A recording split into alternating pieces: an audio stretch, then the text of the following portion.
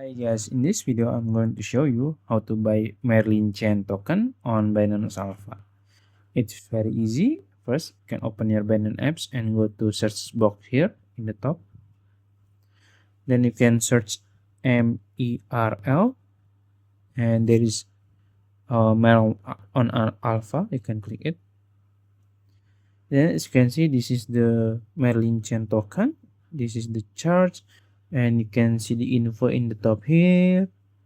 24-hour volume, high low, and also the market cap. And then you can see there is audit also and square. And if you want to buy it, it's very easy. You can just simply click trade here in the bottom, and then you can swap your BNB or other token to Merlin Chain Token, or you can set a limit order. That's it. If you find this video helpful, please like this video and subscribe to my channel. Thank you.